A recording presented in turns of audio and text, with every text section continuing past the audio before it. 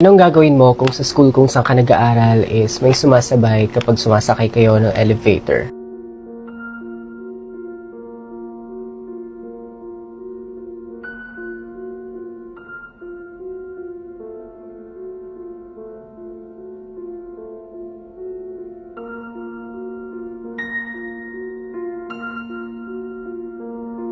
Sumasabay na hindi tao, kundi isang entity. I am going out, mag-makeup tayo, and while I do my makeup, let's eat Super Crunch.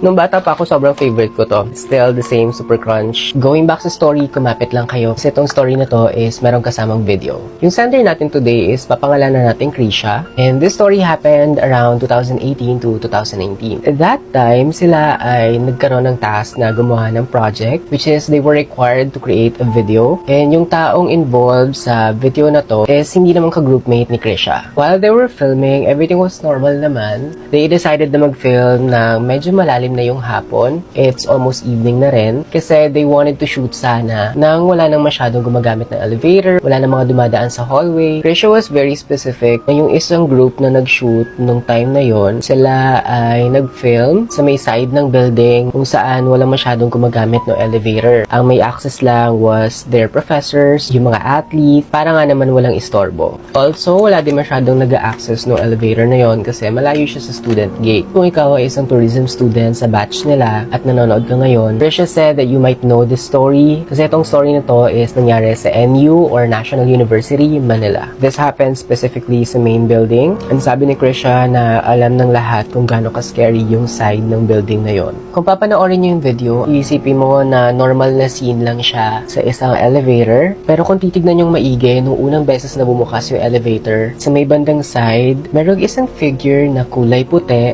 It looks like it's a tela. They were not sure if tela yon na nakatakip sa isang gamit or tao yung may suot nung tela.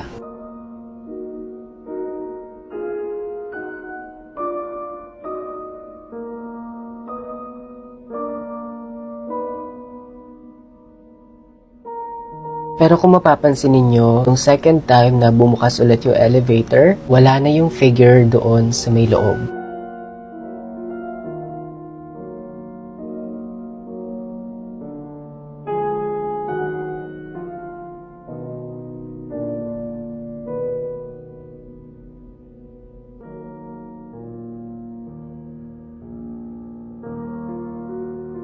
So kung iisipin mo, ano kaya yung figure na yon? Is it a glitch sa camera? Or is it an entity na namamalagi na doon sa building na yon? Siguro yun yung kinatatakutan ng mga estudyante sa NU, no?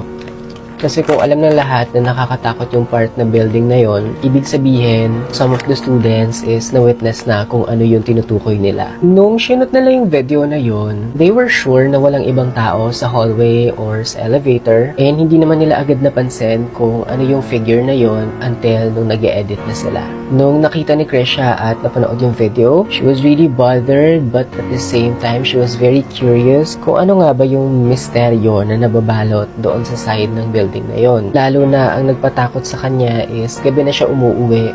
And sa pamamalagi niya sa NU Manila, doon sa side na yon, siya ay madalas na nakakakita ng batang tumatakbo and may hawak na bola. Pumunta siya sa same spot kung saan nakuwanan yung entity. Chinek niya kung possible bang makapagtago doon sa gilid ng pindutan ng elevator. And to her surprise, it was very impossible kasi halos isang dangkal lang yung lapad ng pindutan ng elevator and hindi talaga kasya yung tao. Based sa video, halos 1/8 lang ng katawan ng figure yung nakita. When she went there, naramdaman niya na biglang lumamig yung loob ng elevator and nag-close by itself.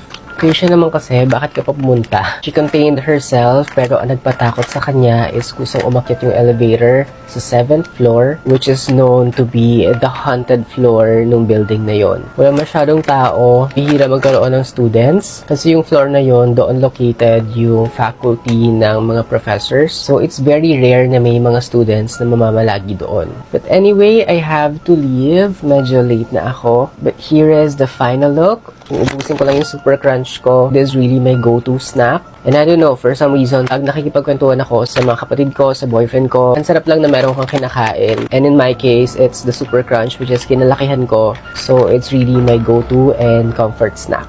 Pero before natin tapusin yung video, ano sa tingin ninyo yung nakita doon sa film? Is it a glitch sa camera? Or is it really an entity? That's it for the video. Kung meron din kayong mga nakakabaliw stories, you can message me on Instagram. You can share it to me there. And I would happily share it here if you'd approve. Thank you so much for watching. And for more videos like this, please like, comment, and follow for more. Bye everyone!